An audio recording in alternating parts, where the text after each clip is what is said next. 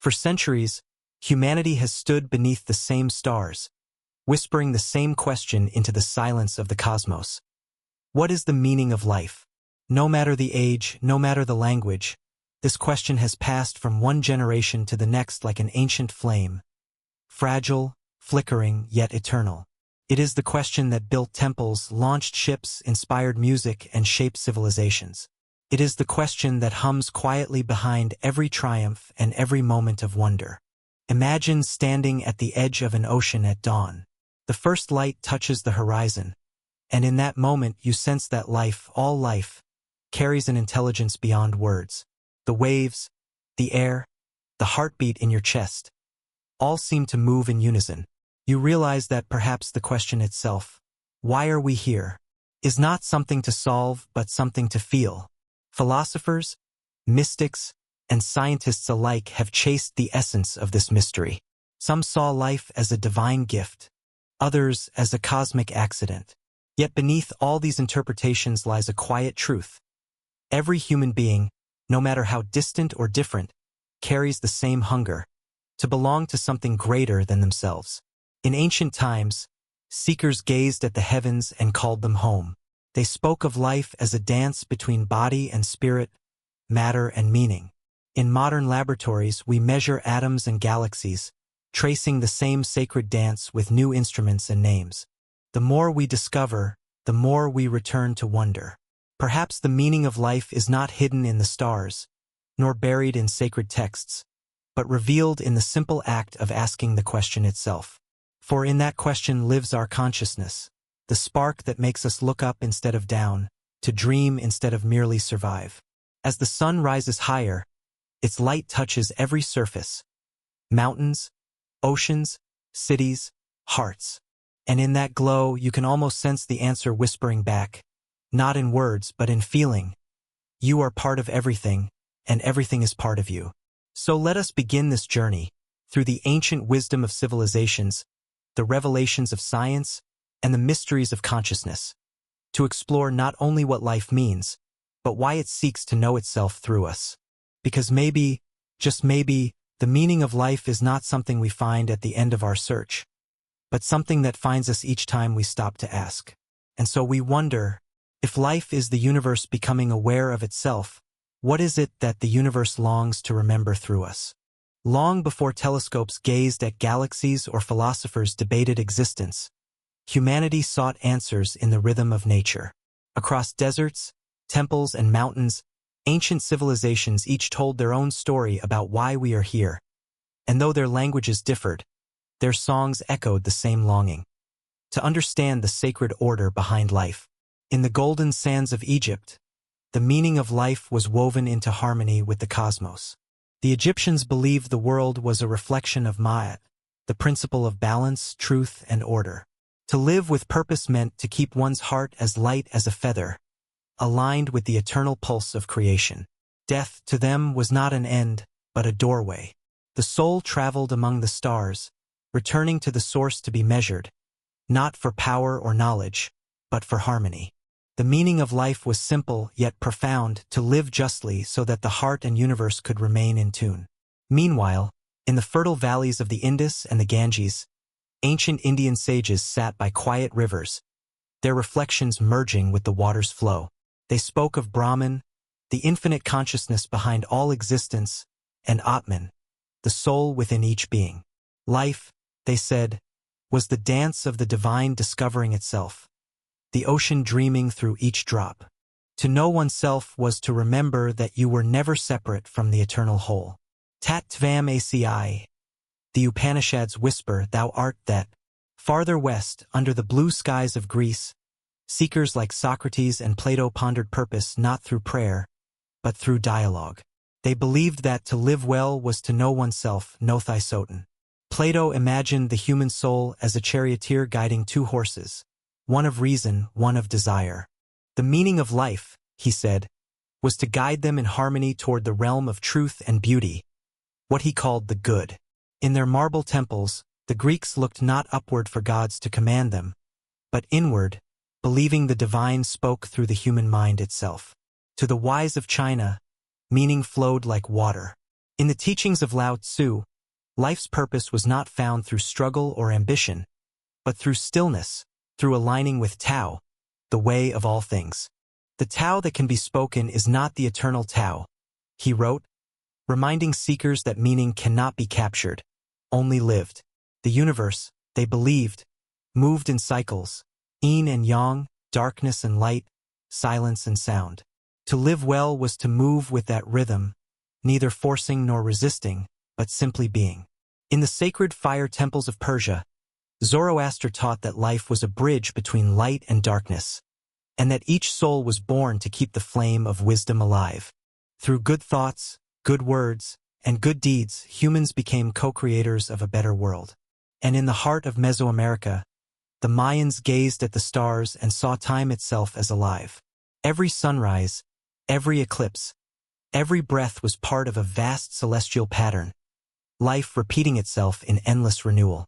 To them, existence was not linear but circular, an eternal return to balance and rebirth. Across these ancient lands, one truth kept returning. The universe is not a place we are trapped in, but a being we belong to. Meaning was not out there waiting to be found. It was within, waiting to be remembered. Each civilization, Egypt's symmetry, India's silence, Greece's thought, China's flow, offered a fragment of the same crystal truth, that life is sacred, and consciousness is its mirror. And as the echoes of their wisdom still ripple through time, we are left with a timeless question. One they each asked in their own tongue, yet meant the same. If the divine lives within us, are we not the universe learning to love itself through the human soul? For thousands of years, meaning was sung in temples and whispered in prayers. But as humanity's gaze turned outward, from stars to atoms, from myths to mathematics, a new voice began to join the ancient chorus, the voice of science. It did not silence the sacred. It sought to understand it. It did not worship the unknown. It asked what the unknown was made of. In this new age of observation, life was no longer seen as a divine mystery alone, but as a magnificent phenomenon, a pattern emerging from the laws of nature. The story began not in scripture, but in stardust. Modern cosmology tells us that everything we are, every cell, every heartbeat, every thought, was born from the fire of ancient stars. 13.8 billion years ago, the universe expanded from a single point of pure potential. In that first breath of creation, hydrogen and helium filled the void, and time itself began to unfold. Galaxies formed, stars were born, and when those stars died, they scattered the seeds of life, carbon, nitrogen, oxygen, into the cosmic ocean. Billions of years later, those same elements gathered on a small blue planet orbiting a modest sun. Earth, a cradle wrapped in light and water, became the stage where the universe began to dream in color. Science tells us that life began not with divine decree, but through a delicate dance of chemistry. In warm oceans and volcanic vents, simple molecules began to combine, forming chains capable of storing memory, the first whisper of DNA. These tiny codes multiplied, adapted, and evolved. Over billions of years, they became the vast symphony of life we know today, from the coral reef to the redwood, from the hummingbird to the human. Through the eyes of Charles Darwin, life revealed its breathtaking method: evolution. Species did not appear fully formed. They arose through endless transformation, through adaptation, cooperation, and resilience. Survival was not a war, but a dialogue between life and environment. The beauty of evolution was not its struggle, but its creativity. Each organism, each mutation, was a new verse in nature's poem of becoming. Biology showed that every living thing is connected, not just by ecosystem or lineage, but by shared ancestry. The same molecular alphabet that writes the code of a dolphin's fin also shapes the curve of your hand. We are branches of one vast tree, roots entwined in the same soil of being. Physics went further still. It whispered that even the boundaries between matter and energy, between particle and wave, are illusions, masks worn by the same cosmic essence. Quantum mechanics, strange and wondrous, revealed that observation itself changes reality. That awareness, in some mysterious way, participates in creation. Astronomy, too, offered a humbling mirror. As telescopes reached deeper into the void, they showed us that our planet is but a grain of dust suspended in sunlight, one of trillions of worlds. Yet within that grain, consciousness blooms, a universe looking back upon itself. In this view, life has no single author, no divine script.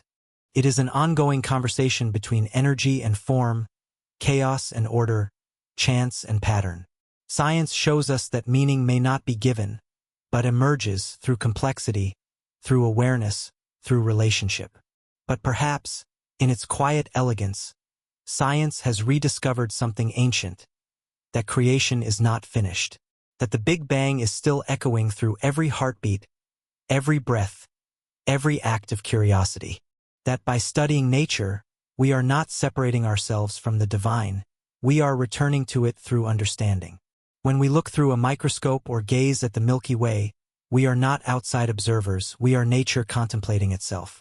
And so the scientific story, though told without myth or miracle, carries its own quiet poetry.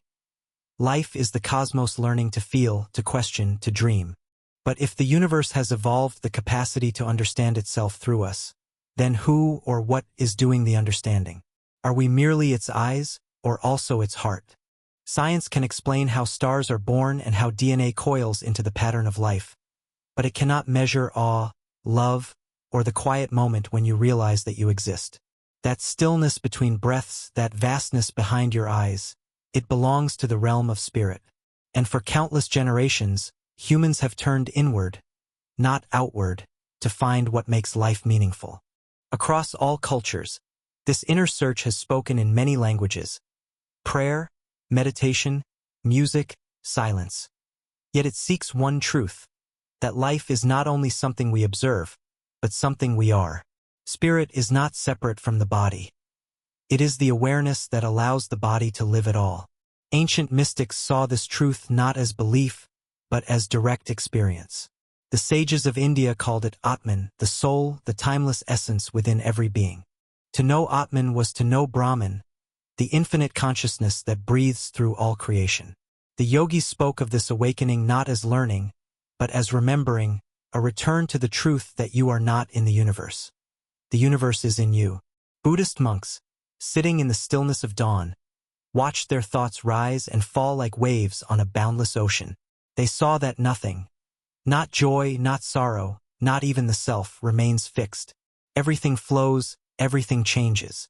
And yet beneath that flow lies an unshakable peace, a clarity untouched by time. They called it nirvana, not escape from life, but union with its deepest rhythm. In Christian mysticism, meaning was found in love, not as emotion, but as divine presence. Meister Eckhart wrote, "The eye with which I see God is the same eye with which God sees me." This was not metaphor. It was revelation, that the Creator and the created are mirrors, each reflecting the other's light. Sufi poets like Rumi danced in that same truth. To them, life was the beloved in disguise. Every breeze, every encounter, a reminder that we are both seekers and sought. "You are not a drop in the ocean," Rumi wrote. "You are the entire ocean in a drop." Across the east, the west, the desert, and the forest, spirit revealed itself not as a distant deity, but as intimacy itself, the realization that to breathe is to participate in the divine act of creation. Every thought, every kindness, every act of wonder is a ripple in the infinite consciousness that we call life. In this spiritual vision, death loses its finality. The body returns to the earth, but awareness, the luminous core, continues. Life, then, is not a line with an end, but a circle ever returning, ever transforming. The universe, through spirit, discovers itself in countless forms, each born to learn love in its own way. The mystics tell us that meaning cannot be taught. It can only be awakened. It does not live in temples or books, but in the silence behind the mind, the place where thought dissolves and only being remains. And when one touches that silence, even for a heartbeat, the world changes. Trees seem to breathe. The air feels alive. You sense that everything, even the smallest pebble, carries the pulse of eternity. Science reveals how life works. Spirit reveals why it matters. The two are not rivals, but reflections, outer and inner faces of the same mystery. Matter gives form to consciousness, and consciousness gives meaning to matter. And so, the spiritual vision does not reject the world. It sanctifies it. It whispers that every sunrise, every heartbeat, every meeting of eyes is the universe remembering its own divinity. Perhaps that is why ancient texts across continents repeat the same promise in different words, that within you lies something vast, unbreakable, and eternal, not a spark of life, but life itself. So we must ask, if the essence of existence already lives within us, is our search for meaning not a journey outward, but a journey home, back to the infinite presence that has never left? From the dawn of history, humanity has been guided by an invisible compass, a longing not merely to survive, but to understand. We build cities, compose music, paint stars on cave walls, and whisper poems to the sky, all driven by the same impulse, to make sense of our place in the great unfolding of existence. We are, in essence, storytellers of the cosmos. Every civilization, every individual, crafts a narrative to bridge the mystery between birth and death. These stories of gods and galaxies, of destiny and chance, are how we turn chaos into meaning. The ancient artists knew this. In their sculptures, songs, and rituals, they sought not fame but connection, to speak to the eternal through the language of the finite. The walls of temples and caves were not decorations. They were prayers written in pigment. Every color, every curve, carried the heartbeat of wonder. As centuries passed, art became our spiritual mirror. The brush of the painter, the note of the musician, the hand of the sculptor, all became instruments of inquiry. Through creation, we rediscovered creation itself. Leonardo painted light as though it had a soul. Beethoven composed silence into sound. Rumi turned longing into the dance of divine remembrance. Each creation whispered the same truth. We create because we were created. But the search for meaning is not confined to the arts. It lives in love, that mysterious force that draws one heart toward another for no reason that science can quantify. Love dissolves separation. It allows us to feel, if only for a moment, the unity that underlies all existence. In loving another, we touch the edge of the infinite. We sense that behind every pair of eyes is the same light, refracted through different forms. The human quest also unfolds in discovery, in science, in exploration, in the restless curiosity that propels us to map oceans and climb stars. Each invention, from the first fire to the modern telescope, is a continuation of an ancient instinct, to see what lies beyond. When a scientist peers through a microscope, their gaze is not unlike that of a monk in meditation.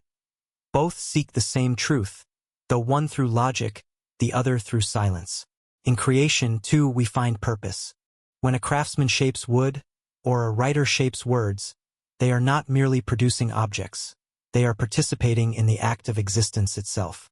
Every act of creation, no matter how small, mirrors the creative pulse of the cosmos.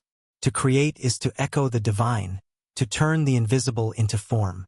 And then there is knowledge, the quiet joy of understanding something for its own sake.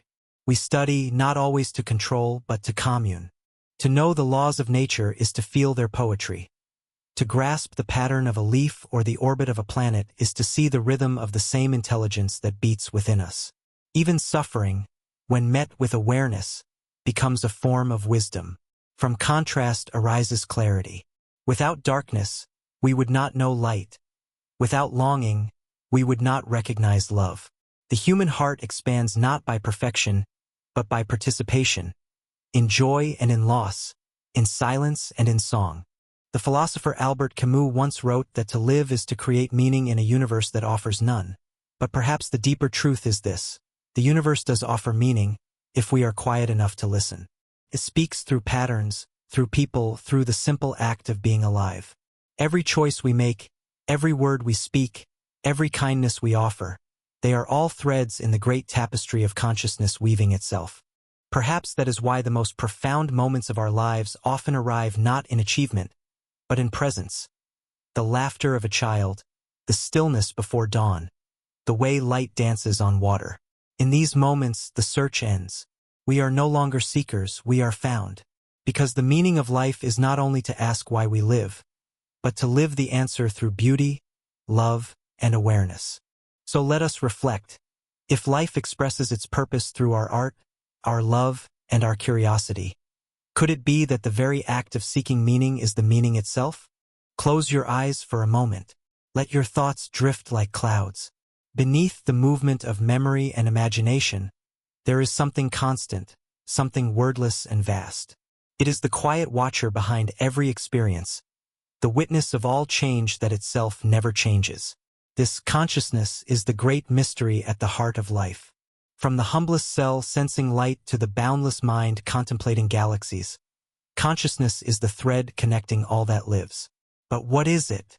A product of the brain, as science often proposes? Or the source from which the brain itself arises, as mystics have long whispered? For centuries, we assumed that consciousness emerged from matter, like flame from a spark. Yet modern physics and neuroscience have begun to hint that the story may be deeper. The brain, in its complexity, may not produce awareness, but receive it, much like a radio tuned to the frequencies of existence. When the instrument breaks, the signal remains. In this light, consciousness is not confined to the skull. It is the field through which all things move, a sea of awareness expressing itself as stars, stones, and souls. Quantum experiments have even shown that observation shapes reality, as though the universe responds to being seen. Could it be that awareness is not merely an observer of creation, but its co-creator? Ancient teachings spoke of this long before laboratories confirmed the hints. In Vedanta, consciousness, chit, is not one phenomenon among many. It is the foundation of all phenomena. The world, they said, is a dance of awareness vibrating as form and formlessness. The Buddha echoed this, calling the mind the forerunner of all things. What we think, we become, he taught, for consciousness molds the world as wind shapes sand. In the quiet of meditation, mystics across ages have discovered that awareness has no boundaries. When thought ceases, something infinite remains, not emptiness, but presence. A knowing without an object, vast and still.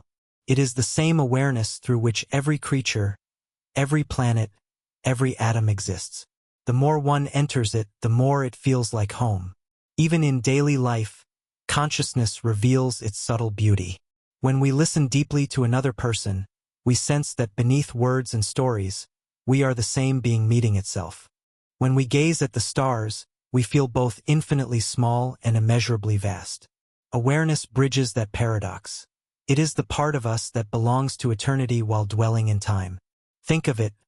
Consciousness is the only reality we never lose. All experiences come and go.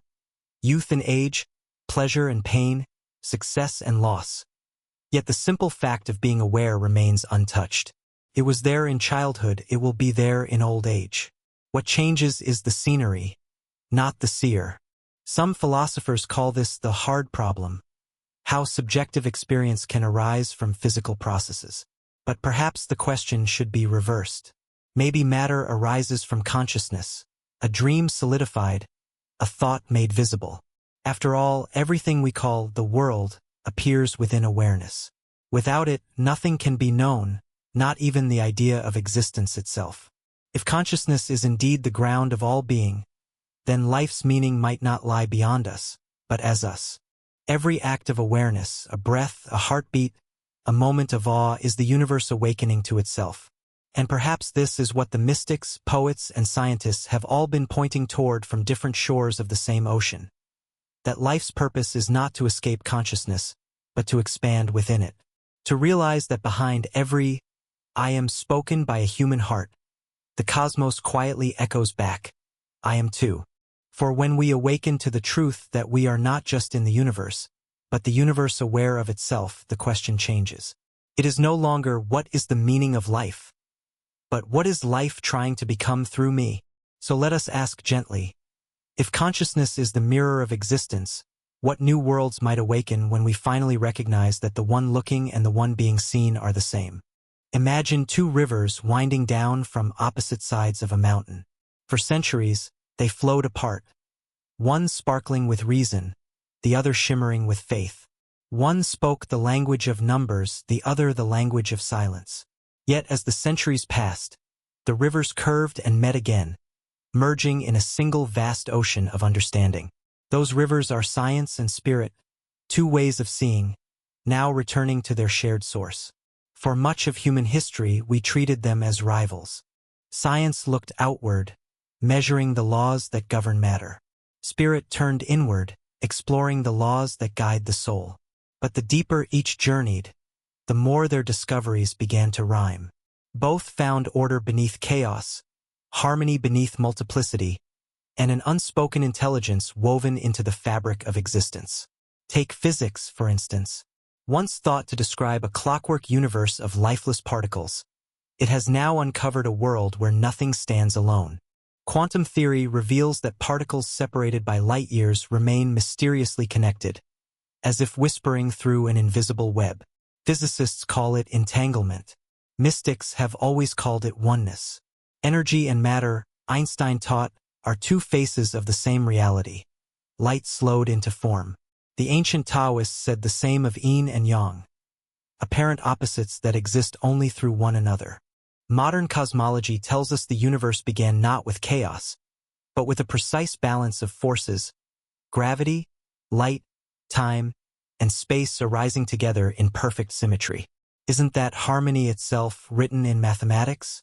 Neuroscience, too, has joined this quiet reunion. In studying the brain, it finds that consciousness may not be an isolated spark, but a field of resonance, patterns of energy synchronizing across vast networks. This rhythm of coherence mirrors what meditation masters describe: the still mind vibrating in tune with the whole. Even biology, once the study of survival, has revealed cooperation as the hidden engine of life. Trees share nutrients through underground networks. Coral reefs live by symbiosis. The human body thrives only through the cooperation of trillions of cells. Evolution, it seems, is not a struggle against the world but a deepening relationship with it. The spiritual traditions have said the same for millennia. The Upanishads spoke of the universe as a single breath, inhaling and exhaling forms. The Gnostics saw matter as condensed spirit. Indigenous wisdoms taught that every river, mountain, and creature carries consciousness, not metaphorically, but literally. Perhaps science and spirit were never meant to compete, but to complete each other, two eyes through which consciousness observes itself. Science brings clarity. Spirit brings meaning. Together they reveal a universe both intelligent and intimate, both measurable and mysterious. When seen through this lens, the equations of physics become hymns, and meditation becomes experiment. The telescope and the prayer mat are not opposites, but instruments, tools for tuning into the same cosmic melody. Even Einstein, who peered deeper into reality than most, confessed that his greatest emotions were cosmic religious feelings. He saw no conflict between reason and reverence, calling them two wings of the same bird. Similarly, the Dalai Lama once said, "If science proves a truth of spirituality wrong, spirituality must adapt. But if science finds a truth of spirit, it should listen." Both wings lift us higher when they move together. When spirit reminds science of compassion, discovery becomes service. When science reminds spirit of precision, faith becomes clarity. In their union, we remember what both have always whispered: that life is neither accident nor commandment, but relationship, a dialogue between energy and awareness. Maybe that is why the farther we look into the cosmos, the more it feels like looking into ourselves. The atoms that shimmer in the heart of a star are the same that beat within our veins. The equations that shape galaxies also shape thought. Matter dreams of consciousness, and consciousness dreams of matter. Science teaches us how life works. Spirit teaches us why it matters. Together, they reveal that existence is not divided into physical and sacred realms, but is one infinite continuum, an ocean where reason and wonder, thought and love, light and shadow, flow into one another. So we must ask, If science and spirit are not two paths but two mirrors reflecting the same truth, then when we seek understanding, are we discovering the universe? Or is the universe remembering itself through us? Look up at the night sky. Between the stars lies a silence so deep, it feels infinite. Yet within that silence, something extraordinary is happening. The universe is looking back at itself through your eyes. Every human heartbeat, every thought, every act of wonder is not separate from the cosmos, but an expression of it. We are not observers standing at the edge of creation. We are the cosmos made conscious, the very stars dreaming of their own origin. For billions of years, the universe unfolded in stillness. Galaxies spiraled into being, stars were born, and planets cooled. On one small blue world, elements began to dance, hydrogen, carbon, oxygen, weaving the first forms of life. And after eons of evolution, that life learned to ask questions. Through us, the universe began to reflect upon itself. Astronomer Carl Sagan once said, "We are a way for the cosmos to know itself." In those simple words lies a profound truth. When you trace your ancestry back far enough, you find not kings or prophets, but stardust. Every atom in your body was forged in the heart of a supernova. You carry within you the memory of the first light, the echo of creation itself. Think of what that means. The iron in your blood once flowed through the veins of stars. The calcium in your bones once formed the skeletons of ancient galaxies. The same laws that govern the orbits of planets also guide the rhythm of your breath. You are not beneath the universe, you are within it and it within you. This understanding reshapes the question of life's meaning. Perhaps existence is not a riddle to be solved, but a symphony to be heard, a cosmic composition in which we are both the instruments and the melody. When we listen deeply, when we act with awareness, we play our part in the great harmony of being. The ancient mystics sensed this long before telescopes confirmed it. The Vedic sages spoke of the world as the Lila, the divine play, consciousness exploring itself in infinite forms. The Hermetic philosophers of Egypt declared, "As above, so below," seeing in every human heart the reflection of celestial order. Indigenous teachings around the world remind us that we are kin to the stars, the rivers, and the wind, each a note in the same eternal song.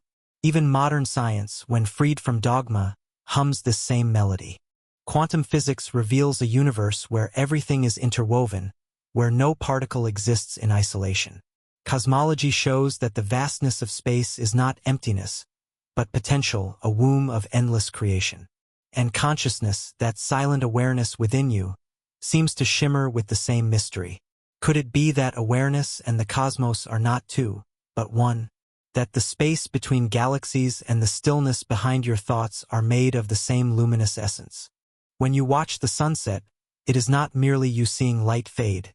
It is light perceiving itself through human form. When you marvel at the Milky Way, it is not all looking at the stars. It is the stars remembering their own brilliance.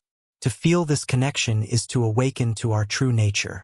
It dissolves the illusion of separateness and reveals that every gesture, every breath, every kindness, every act of creation ripples across the fabric of existence.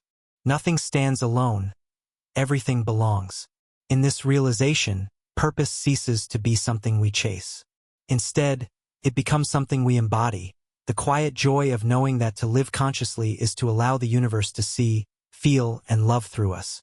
So when we gaze into the depths of the cosmos, we are not peering into a distant void, but into a mirror. And what it reflects is astonishing, the infinite becoming aware of itself moment by moment, through you. And so we wonder, if consciousness is the universe awakening through our minds, could our every thought, every act of beauty or compassion, be the cosmos learning to love itself more completely? If the cosmos finds awareness through us, then each human life becomes a universe in miniature, a galaxy of thoughts, emotions, dreams, and possibilities. Every person carries a private constellation of meaning, unique yet connected to the greater whole. And though stars differ in brightness, each contributes to the sky. From the moment we are born, life invites us to participate in the mystery of creation. Some find meaning in discovery, others in love, others in silence. There is no single path, no universal formula. Meaning unfolds like music, shaped by the rhythm of our own becoming. It grows with us, changes with us, and reflects the light we choose to nurture. For some, meaning arises in growth, the slow unfolding of wisdom through experience. Every challenge, every success, every moment of doubt becomes a teacher. Like a tree reaching toward the sun, we expand through contrast. Even uncertainty, once feared, becomes fertile soil for insight. We learn that purpose is not found in perfection, but in participation, in the courage to keep learning, even when the answers fade. For others, meaning lives in connection, in the meeting of souls. A shared smile, a hand extended, a heart understood. In those moments, separation dissolves. Love becomes not merely emotion, but awareness recognizing itself in another form. Each act of kindness ripples beyond its origin, like light reflected endlessly between mirrors. Through compassion, we glimpse eternity in the everyday. And then there is creation, the impulse that drives us to paint, to build, to write, to sing. In every creative act, the universe experiences itself anew. When a poet writes, existence finds new language. When a gardener plants, life celebrates itself once more. To create is to participate in the eternal birth of worlds, not from necessity, but from joy. Yet personal meaning is not limited to grand gestures. It hides in small things, the warmth of morning sunlight, the fragrance of rain, the quiet after laughter. It is there when you listen without judgment, when you breathe consciously, when you give your full attention to a fleeting moment and realize it was never fleeting at all. Some find meaning in service, in easing the path for others. Not as sacrifice, but as realization that to help another is to help oneself. The heart, once open, sees no division between giver and receiver. Purpose becomes a circle. Love flowing outward, returning inward, endless. In the stillness of reflection, we may even sense that life does not give meaning. Life is meaning. Every heartbeat is the universe affirming itself. The mind searches for purpose, but the soul already knows. To exist, to be aware, to love. These are not byproducts of meaning. They are its very essence. Throughout history, teachers and poets have tried to describe this truth. Marcus Aurelius wrote that happiness depends on the quality of our thoughts. Thich Nhat Hanh taught that peace is every step. Viktor Frankl, who endured humanity's darkest hours, discovered that even when everything is taken from us, the freedom to choose our attitude remains, and in that freedom, meaning blooms. So perhaps personal meaning is not something we must discover far away, but something we awaken within, by choosing presence over distraction, gratitude over longing, creation over fear. Every act of awareness becomes a note in life's eternal symphony. When you live with attention, you harmonize with the great rhythm of being. When you love deeply, you become an instrument of the cosmos remembering its own unity. Meaning is not static. It is alive. It flows through you when you listen, when you forgive, when you begin again. It whispers through laughter, through art, through the silent act of breathing. It reminds you that the purpose of existence is not a destination. It is a way of seeing. And when the day comes to rest your eyes for the last time, the meaning of your life will not be written in titles or achievements, but in the invisible fragrance of love you left behind, the warmth you added to the great unfolding of the world. So ask yourself gently, if every heartbeat, thought, and act of kindness is the universe expressing itself through you, then isn't your very being, here and now, already the meaning you've been searching for? And so, we arrive at the edge of the great circle, the place where knowledge meets wonder, where the mind bows to the mystery that gave it birth. We have walked through the wisdom of ancients and the discoveries of modern science, through spirit, art, and love. Each offered its own answer, yet none could close the question. Because the meaning of life, like life itself, refuses to be contained. It is not a point to reach, but a path to walk, endlessly, consciously, joyfully. Knowledge tells us how the world works, how stars form, how cells divide, how the laws of nature guide creation with exquisite precision. Faith reminds us why it matters, that beneath every law, every atom, every breath, There is intention, awareness, and beauty. For centuries, humanity treated these two as opposites, reason and belief, intellect and devotion, as if the universe demanded we choose. Yet in truth, they are not adversaries, but companions on the same pilgrimage. Knowledge sharpens faith. Faith softens knowledge. Together they create wisdom. To live in harmony between them is to see with two eyes, one of clarity, one of wonder. Through one, we perceive the structure of reality. Through the other, we feel its song. Together they reveal that existence is both mathematics and music, both equation and emotion, both truth and love. When we live from this union, even the simplest act becomes sacred. Drinking water becomes communion with the rivers. Breathing becomes a dialogue with the trees. Learning becomes prayer. Every thought, every gesture, every heartbeat becomes an offering to the grand mystery that beats within all things. In this realization, the question, what is the meaning of life, begins to dissolve. Not because the answer is missing, but because it is everywhere. The meaning of life is written in the spiral of galaxies and in the spiral of a seashell, in the birth of a star and in the smile of a child. It is whispered in every encounter, every sunrise, every breath that reminds you. You are part of something vast, and that vastness loves to know itself through you. Perhaps the purpose of existence is not to arrive at enlightenment, but to keep awakening, again and again, in every moment, in every form. The soul, eternal and curious, travels not to escape the world, but to celebrate it, to weave experience into consciousness until even the smallest act shines with infinite light. And when our brief dance in this body comes to an end, we return, not as strangers, but as fragments of the same timeless whole. The energy that once thought, felt, and dreamed as you becomes starlight again, becomes the heartbeat of oceans, the hum of atoms, the quiet pulse of a new dawn. Nothing is lost. Everything transforms. The meaning of life, then, is not hidden in the distance. It is the awareness of unity in the midst of diversity, the song that hums beneath both science and spirit, knowledge and faith, you and the infinite. To know this is to live with reverence for all things, for the leaf that falls, for the mind that questions, for the love that connects one soul to another. To live with reverence is to recognize that the universe has no outside, that everything belongs.